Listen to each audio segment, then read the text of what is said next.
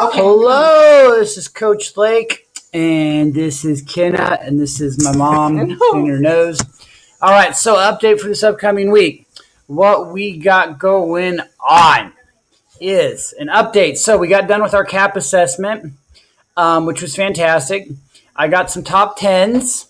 I got Mr. Dixon with 256 for a cumulative score. That's the push-up, the sit and reach, pacer test, and push-ups. Below him, I got Cameron at 239. I got the senior Shanks at 237. I got Anthony at 234. Zadie at 233, tied with Gio at 233. And then I got Titus at 232. Calm down, Kenna. She's getting excited. And then I have Mr. Ellis at 231. Hutchins, 226, and Mr. Jones at 224. All right, ladies, highest score came from Miss Saunders at 206, the only lady to break the 200 barrier. Fantastic. Good work, Lydia. And then we have Miss Stoops at 183, Alvarado, 180, Mueller at 169, Elliott at 169, Bishop at 169, Wood, Layla at 168, Sote at 167, Peters at 166, and Clayton, Adriana at 164. Congrats, ladies. That's high school. All right. In 7th and 8th grade, the students that I have, it was pretty even, so I just combined the girls and guys because the scores were similar. All right. We have Mr. Toms at 207, the only middle school kid to get in the 200s.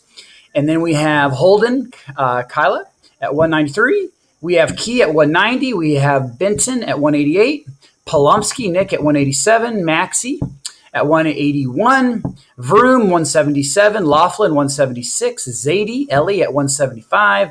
And then we have a three-way tie at 174 with Parker, Christine, Nuna, Mercy, and Herrera, Caitlin at 174. Congrats. All right, with that being said, what is upcoming? Glad you asked. So some of you have already done some of the strength assessment. And so we have the chin hold or the chin ups. For the chin ups, the current record for males is 17. Congrats, Granny. And then we have for the ladies, it's a three-way. So I think it's like a three. I don't have it off the top of my head. I think it's a three-way tie for 4, which is actually really good. For the holds, it's 60 seconds. When you sit there and hold it, 60 seconds.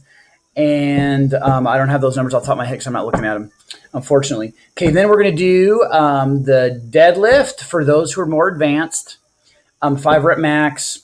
And for those who are learning the movement, it's going to be a kettlebell deadlift, 5 rep max, more movement patterns. Then we're going to do the elevated one-leg squat, 5 rep max, which is more functional. If you're curious as to why we're not doing the back squat or front squat, very rarely in sports do you ever go off of 2 legs at the same time. It's always off of 1. And so doing an assessment based off of a bilateral movement isn't a good benchmark on how that will translate onto the field, the court, dance, wherever it is, when you're going to explode and expect to create movement, change direction off of 1 leg. Thus, we're assessing functional strength, not essentially power lifter strength, which how many power lifters do you know who play professional sports? That's what I thought. Me neither. However, how many professional athletes do you know who are there? Like how many athletes do you know of who are like, man, they don't seem very strong, but they just perform on the court? It's because they have functional strength. Anyway, I could dive into that, but we're not going to. So the more advanced athletes are doing the elevated one-legged squat. Those who are new, they're doing the split squat. Then they're going to do the floor press for the more advanced. Those who aren't advanced, the dumbbell floor press, 5 rep max. Power assessments. We're actually probably we're not going to do those until probably next week because they're a little bit more technical and more requires a little bit more finesse, like Kenna. And then so what we'll probably will do though is the plyo and sprints. So I'm probably going to assess them probably starting on Wednesday. The broad jump, the 40-meter sprint, and then the day after that, hopefully the 5x10x5, which is change of direction drill, and then the dreaded 300 shuttle run, which is where you run 20, 25 yards, change direction, go back for a total of 300 yards. Hopefully we have a couple people, Shanks and Shanks Jr., who will break the minute barrier on that. So that's what we got going on. Those are some of our top 10s. Congratulations. You guys had a great first week. Moms and dads, if the kids are sore, encourage them by saying, hey, guess what?